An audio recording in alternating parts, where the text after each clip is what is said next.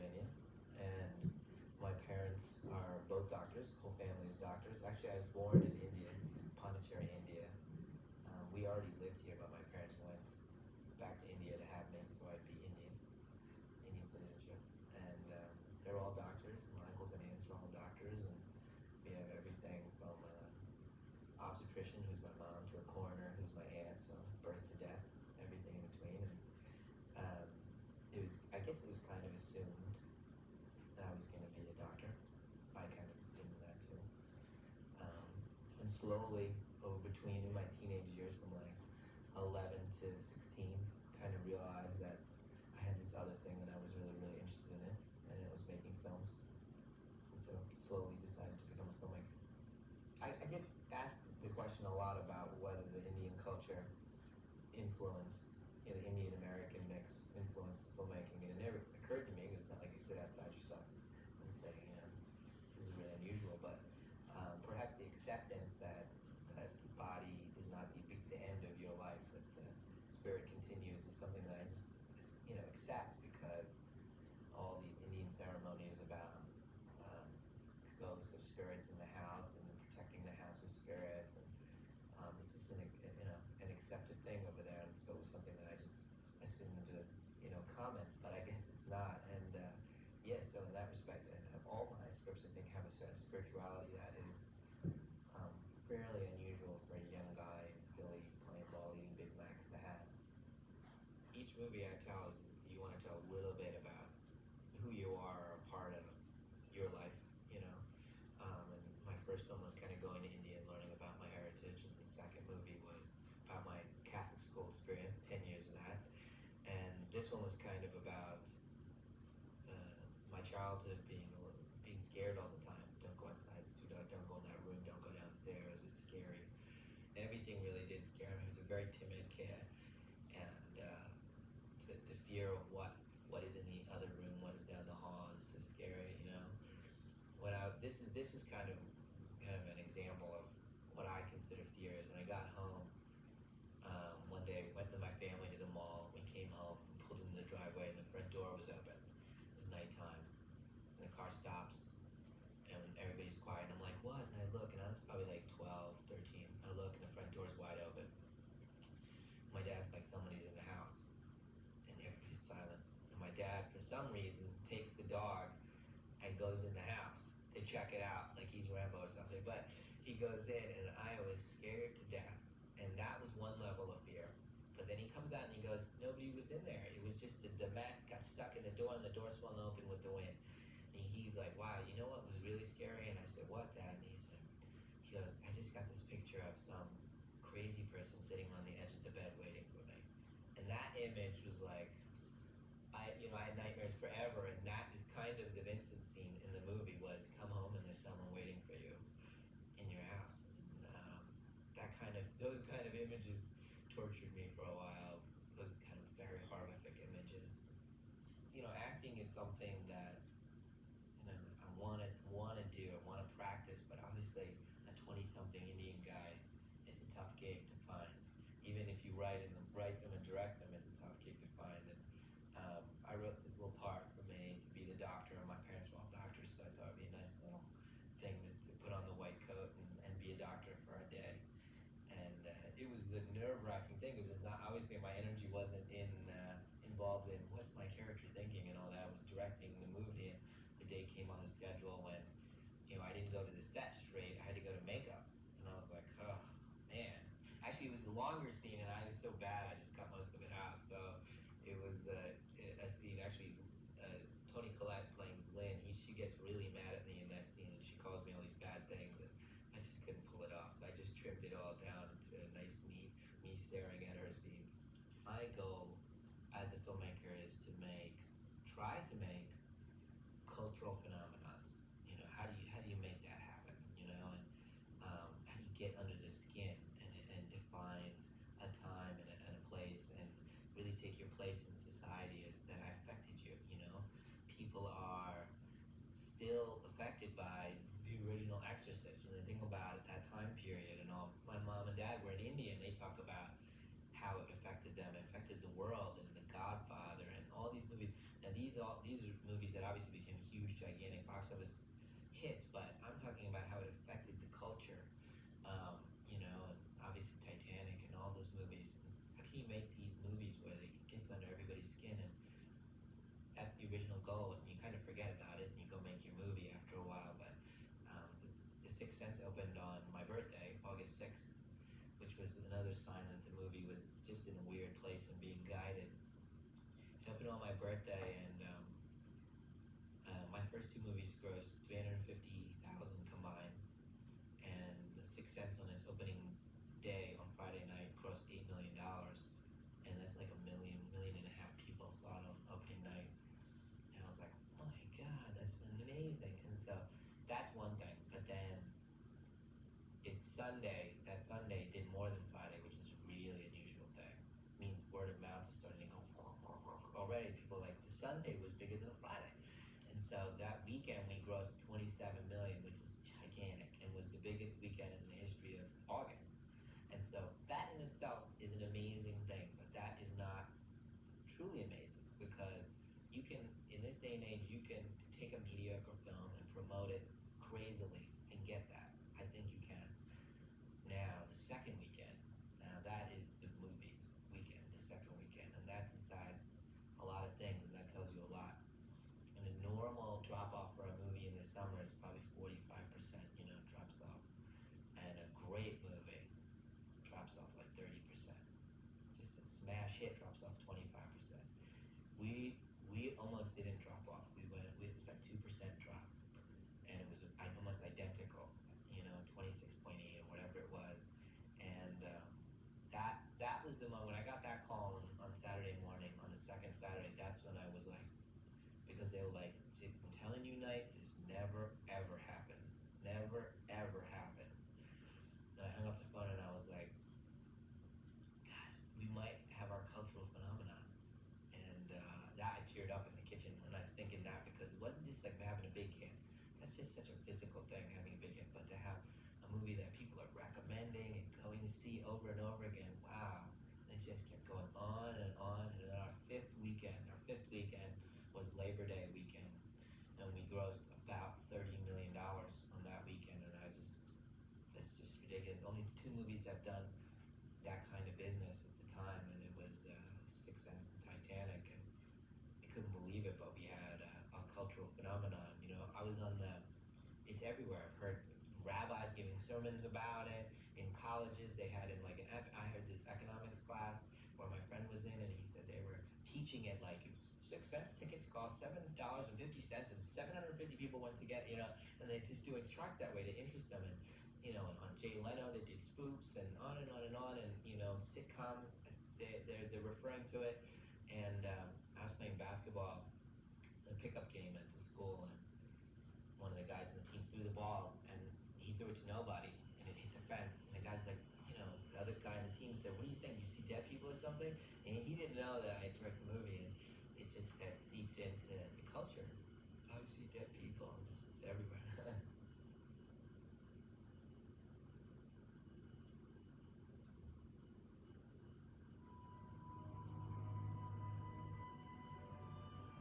When we asked Knight who did he see as the sort of perfect actor as in the role of Malcolm, he said, well, I wrote it for Bruce Willis, but obviously he's kind of a pie-in-the-sky choice, and I didn't, there's no chance of getting him or anything. And, now that we've got this small budget and we can make the movie, that's what I was thinking. Who can we get to be in the movie that fits within our budget? And so I said to him, well, why don't we take a shot at Bruce? All I can say is no. I called my agent and said that I wanted to do it. I said, raised my hand and asked to be included. Yeah, The Sixth Sense. It's a musical comedy that we're doing here. Started out as a drama, kind of a ghost story, and then the director, the writer-director, decided to turn it into a musical comedy, and we're all keeping our fingers crossed. Well, Toni Collette was another kind of unusual situation in that Knight really wanted a South Philadelphian look, feel, speech, everything about this character. And, somebody from Australia who's been in these other kind of offbeat movies, and I think there's a moment that when an actor comes in, they claim the role. And Toni Collette did that. Okay, you want me to answer your questions? Who's going to answer mine? And she's just such a wonderful actress that she just got it, and she just knocked us out. She claimed the role. I was a big fan, a huge fan of Muriel's Wedding, and Toni Collette was someone that I asked to come in to read the part. I started reading it early in the morning and I did not stop, and I bawled my eyes out. It was the most beautiful, scary, spiritual, real story and script that I think that I've ever read. I was at a really fragile point, and it made me feel good about being alive. It made me feel okay about dying, and that, I mean, for a film to be able to do that, it's pretty special.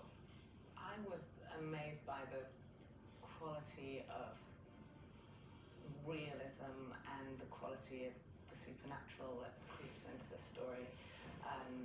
It's not a movie that sets out to be spine-chilling, but it has, as the title is, The Sixth Sense. It just touches on that extrasensory perception that most of us have some experience of at some time. I think Olivia Williams has perhaps the hardest part in the film, because if she's acting in a scene like the dinner scene, she's acting the film for the audience as they're seeing the movie for the first time, where Bruce is there and Bruce is late for their anniversary dinner, and she ultimately has to make a sarcastic comment, happy anniversary, and get up and walk away from him, her husband. And that's one way of playing the scene. She has to play the scene another way, where she's decided to go out on her anniversary all by herself to the place that her and her husband got engaged, and to be there experiencing mourning, and ultimately to say happy anniversary wistfully to herself, and sadly get up and leave. And both of those scenes need to be equally real and play at the same time. And I don't think an actor has ever been asked to handle that kind of challenge before, and she had to do it in scene after scene after scene. And if she hadn't been able to do it as effectively as she had, we wouldn't have had a successful film. And then I met Donnie Wahlberg. Donnie is obviously, you know, one of the members of New Kids on the Block, and was his teen idol and for so long. And the thing was, I saw Vincent very different than Donnie. When I met Donnie, he was buffed, muscular guy. He's called me up, he said, you know what, I'm gonna lose some weight for the movie. And I'm thinking 5 pounds, trim, you know, get a little trim, maybe 10 pounds if, you know, he kills himself. He came in, and I didn't even recognize him. He lost 43 pounds, and that is an amazing amount of weight to lose in that much time, or any amount of time. The Vincent scene is the gunshot that needs to be heard through the whole movie. You know, the suspense writers sometimes talk about the first chapter of a novel as the slingshot. That, you know, the first chapter, whatever happens, is the pullback of the slingshot, and it has to be pulled back far enough so the whole movie rides on that pull. And our movie was like that. When he finished the scene, he just collapsed in the bathroom, and I was like on the bathroom floor with him, talking to him about it. I mean, it was amazing. You have a secret, but you don't want to tell me. Cole's role, it's so difficult, so complex. It seemed like the most impossible task ever. And then Haley Joel Osment comes in, and I'm like, you know, like, what a cute little kid, what a sweet kid. And I said, okay, let's do the part. I was really beat. How many times have I done these scenes with these kids? I've heard my words just destroyed 1 million times with 1 million different kids. And I just was, you know, so beat. And I just leaned back, and he starts the scene, and it was like, I've never heard the scene before. Like, I've never heard the dialogue ever said before. It was like a movie that I didn't write. It was just, all of a sudden, every word was perfect. And he finished the scene, and he was crying, and I was crying, and I was like, I could not believe. I go, oh my God, who are you? Cole is for one, he's a fighter, and he'll fight whatever comes his way, whatever is bothering him, and the shadow that's over him for most of the movie, he fights it and fights it and fights it and will go down fighting. He's very interesting. He's a very interesting character. He plays on all kinds of different fronts and colors. He isn't just a depressed, sad little boy for what's overshadowing him, and he'll try and be a normal kid through whatever happens. He's a very deep person. He's the most talented child actor I've ever seen. I mean, I would rank him with some of the best adult actors I've ever worked with. He really is just immensely talented and pretty much unaffected by his talent, and doesn't really make a big deal about it. But he really is a great actor. In all great movies, the great movies, there's some element of magic. When I say magic, something that goes beyond paper where you go. You put A with B and you get this. No, it's something beyond that. You can't recreate it if you tried. You can't recreate it. And Haley is our magic.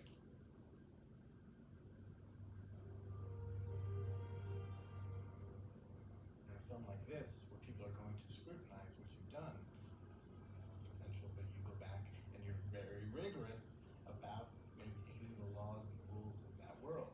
Well, one of the things we really wanted to protect is that if you saw the movie for the second time, that we were true to it and we were honest about it and we didn't just pull a fast one.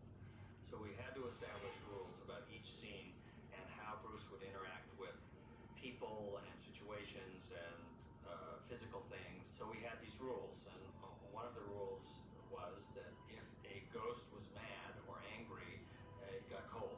When we have the angry ghosts in Cole's apartment, you see the temperature start dropping, and that's sort of a foreshadowing of what's coming, and hopefully it's building up a little suspense. And then we would see the cold breath. And that was only when a ghost was angry, because people have asked me, well, why don't we see breath when you see Bruce Willis's character? Well, it's because he's not angry, and he's trying to help the situation. He obviously doesn't know he's dead, which is another thing that Cole actually says. They don't know they're dead. He had to have on the same clothes the whole time. But that rule was that it wasn't necessarily the clothes he had on when he was shot. It was clothes that he had interacted with that evening. So he had his trench coat, he had the sweatshirt that he put on when it got cold, he had his muffler, he had his tie. So if you look at that, he got the same shirt on the entire movie. Another rule that exists in the film is that with enough effort, Bruce Willis's character can impact the physical world. So as Bruce's wife and her employee are about to embrace over the birthday gift, he kicks the door and smashes the door and walks away. So when he's out in public, like he's in a restaurant, you look closely, when he comes up to the table and he sits down with his wife, he doesn't move the chair. So in other words, if you're in the restaurant, you don't notice anything strange going on there. It's just a woman who seems to be kind of sad having dinner by herself. One of the most interesting things, I think, about the rules is they relate to the style and the idea Knight had about making this film, which was that he was very true to each character's emotional point of view. It was kind of saying, I'm going to put you in the shoes of Malcolm Crowe, and at the end you're going to feel exactly what he felt. And so it's not a cheat. You're not feeling something different than the characters. You're feeling exactly what the character felt. Oh my God, I can't believe what I thought was true isn't true. You should analyze the movie scene by scene in repeated viewings. You should look at every scene in the film, because there is some bit of art direction or wardrobing or propping that indicates, the events to come. We wanted to punctuate certain parts of the movie, so when you did see it again, that you would notice that there were little clues along the way, and one of them was with the color red. We use the color red to indicate anything in the real world that has been tainted by the other world. The woman who poisoned her child is wearing red. On the day that he gets locked in the dungeon, Cole was wearing red. The doorknob that Bruce can't seem to get open to get into his basement is red. And red is used specifically to connote really explosively emotional moments and situations. Anytime there was red by mistake, I was like, get it out, get it out. It was fun to go through the movie and just sit there and go red, red, red, red, red, red, red. You can just go through beat by beat the movie and find these clues and layers, which are intriguing and fun. They were all there in the script, starting with Bruce's first time back in the house, from supposedly meeting Cole, and seeing that isolated place setting. In reference to the lock of white hair that everyone's like, what's that about? What's that all about? It's just one of those details that I put in when people that have had very, very traumatic experiences, sometimes they lose pigment in their hair. When you had a very bad accident or something, they wake up in the morning, they've lost pigment in their hair.